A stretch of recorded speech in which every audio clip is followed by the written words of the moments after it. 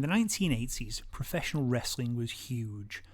The WWF, as it was then known, had undergone a national expansion and was headed up with such bright and outrageous characters such as Andre the Giant, Hulk Hogan, Macho Man Randy Savage, Ted DiBiase the $1 Million Man, and the Legion of Doom, to mention just a few. And with this huge surge in popularity came a huge surge in merchandising and marketing, and one of the ways that the WWF capitalised on this was licensing itself out for a video game, WWF WrestleFest. Now, this arcade classic is fondly remembered by many gamers as a great coin muncher with huge brash graphics, outrageously loud sound, and fun gameplay. Well, now, over 30 years later, we have an official sequel in the shape of RetroMania Wrestling. But does it live up to the legacy of WrestleFest? Well, stay tuned to find out. So, here we have RetroMania Wrestling. Now, as you can see, it's got a bit of a comic book style, again, akin to the original WrestleFest. And I'm going to go into £10 of gold mode here, because otherwise you've got a huge amount of cutscenes. And here you can see lots of licensed characters here. You got Animal and Hawk from the Legion of Doom.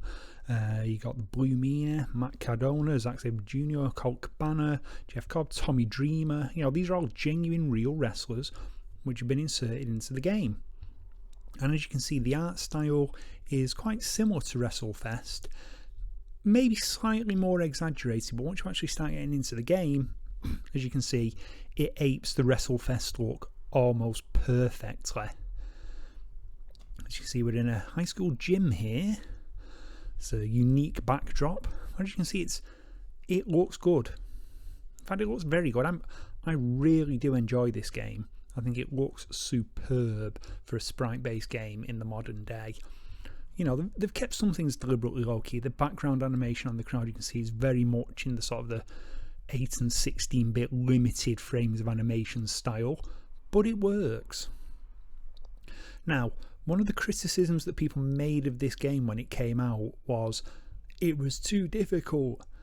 It's because they were button mashing like you would on, say, a WWE 2K game. This is a different way of playing. This game plays much more like a Fire Pro game, where it's all timing based. You have to have the right amount of momentum, which is shown under your energy bar at the top of the screen.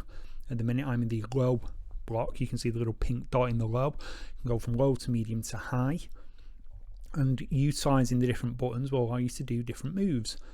The more momentum you have, the more powerful a move you can do. It's that simple, but it is about timing. Yes, there are these button bashing moments, but as I said, once you get into a grapple, it becomes about timing, and then it's a case of pressing the relevant direction to get a different move. Obviously, you can go for pinfalls, you can try for submissions. The idea is, there you go, see a different one. The idea is to just time your moves to perfection, and you'll get somewhere. I got through the story mode probably on my first run through, but that was because I figured out the timing. If you try and do a move which requires too much momentum and you don't have enough of it, you will fail like I did then. You can see it does look good. It's definitely visually a very close match to the WrestleFest style, which I think is mostly why this is the official sequel. It looks and feels like WrestleFest, even if it doesn't use WWE names.